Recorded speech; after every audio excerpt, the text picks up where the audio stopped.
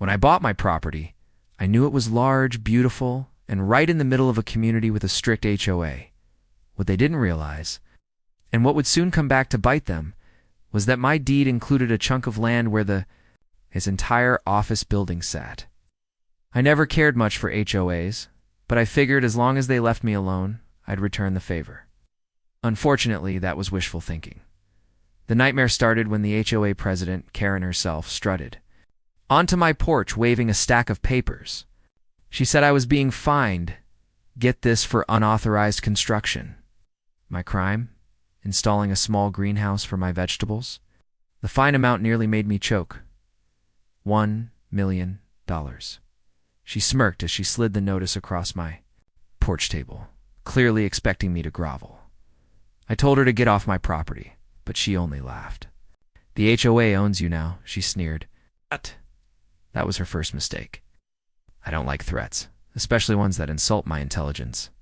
So I pulled out my deed, double-checked it, and confirmed what I already suspected. Their fancy HOA headquarters was sitting smack in the middle of my land. Instead of fighting the fine in their kangaroo court, I went to a real court. I filed an eviction notice against the HOA itself. When Karen was served the papers, she nearly fainted. She called an emergency HOA meeting and tried to rally the neighbors against me, spinning some story about me being a dangerous radical. But facts are stubborn things, and the deed was crystal clear. The case didn't even take long. The judge ruled in my favor, declaring the HOA had no legal right to remain on my land. The $1 million fine was tossed out instantly, and suddenly, Karen's smug grin vanished.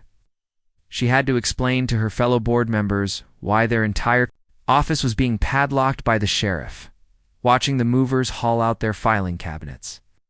An HOA rules plaques was the sweetest justice I've ever seen. The headquarters was gone within a week, and with it, most of the HOA's power. Without their nerve center, their ability to enforce their ridiculous fines collapsed.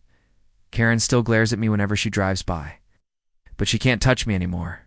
The HOA's gone, their threats are gone, and I now use their old office space as a workshop. The $1 million fine they tried to slap me with, let's just say it cost them their empire. Turns out sometimes the best way to deal with an HOA isn't to fight their rules, it's to evict them from your land entirely.